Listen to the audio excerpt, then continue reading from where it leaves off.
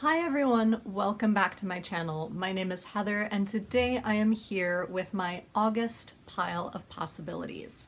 This is a very strange selection of books and most of it is, the only way I can think to describe it are lots of potentially gothic and creepy books that I should probably read during the bright summer months and while I'm not stressed and working in school.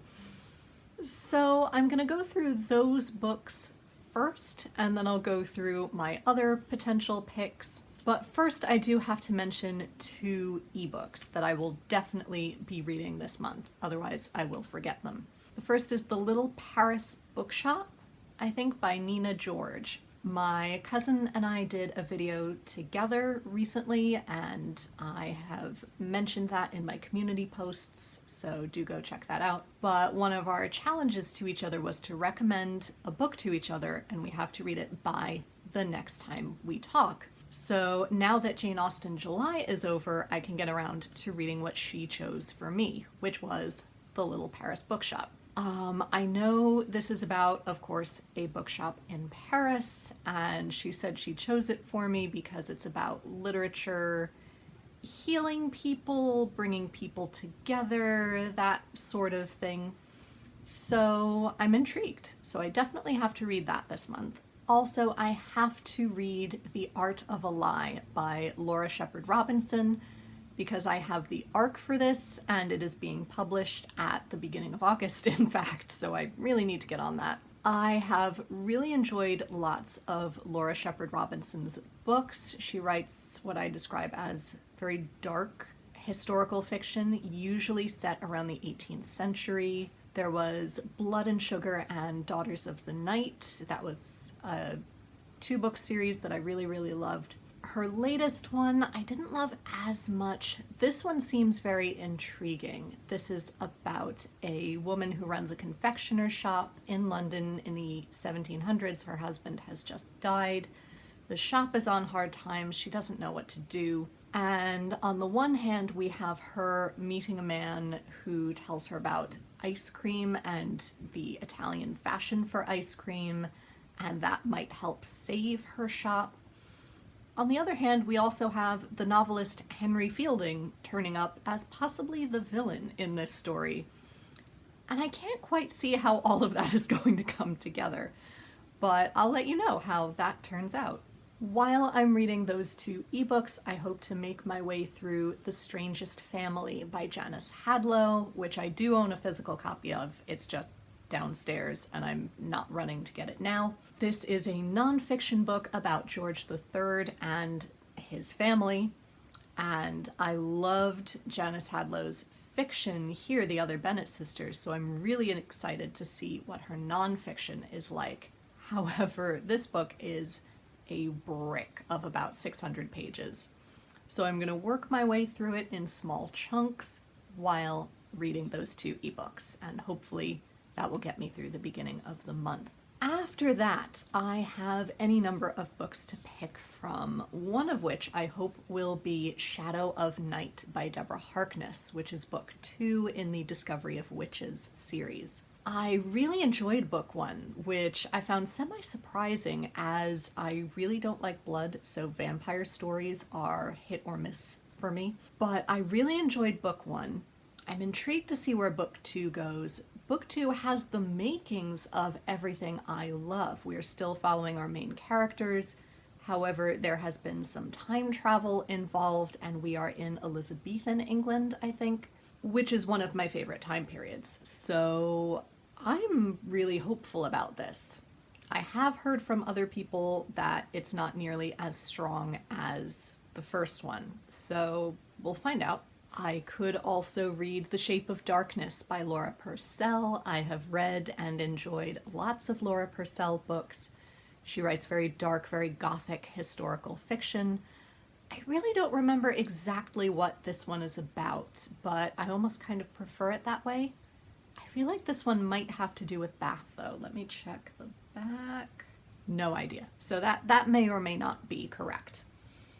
But something I do really love is that this was a secondhand book, and it came with a bookmark from Shakespeare and Company in Paris, which I have never visited, but now I can feel like I have.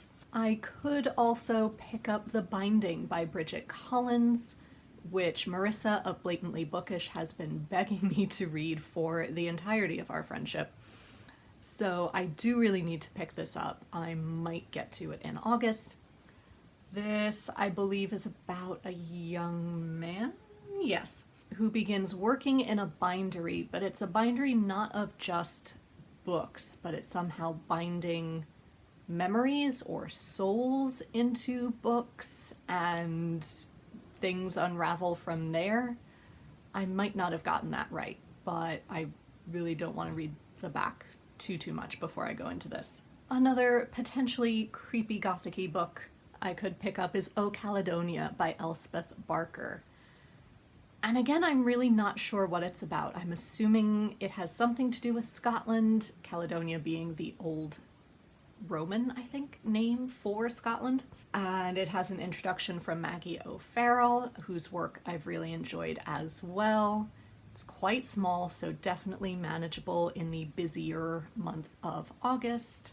Yes, so definitely dark and gothic. It's an account of a teenager's murder. And it's not so much a whodunit, the flap says, but it's about looking over her life and how she got to where she ended up. They're calling it a modern classic. Very intrigued. This is another one, not necessarily gothic, but definitely involving some very dark themes and also beachy, so perfect for the end of summer. And that is The Mermaid of Black Conch by Monique Roffey. And I know people loved this when it came out. It was one of the, if not the, Costa Book of the Year in 2020, as this sticker says. And I know Simon of Savage Reads really loved it.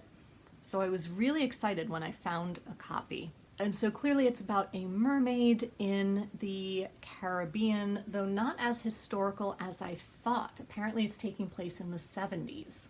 I think it's definitely deeply metaphorical about tourism, about race, about gender politics, and I love all of those things through the lens of a mermaid tale, very much like the myth of the Selkie that we get in Scotland. So that combination of things sounds incredible. Then towards the end of the month, I will be increasingly anxious as the school year starts. So I've picked some lighter things that I could also pick up, potentially. And the first is Zorro by Isabel Allende. And yes, as a Spanish speaker, as a Spanish teacher, I don't think I've ever actually read any Isabel Allende. That is shameful to admit, but I really don't think so. Maybe I read one of her short stories in high school, but that's really about it. I've read none of her major works. I've only seen the Antonio Banderas film of Zorro, so I'm really not too sure about the myth of Zorro either.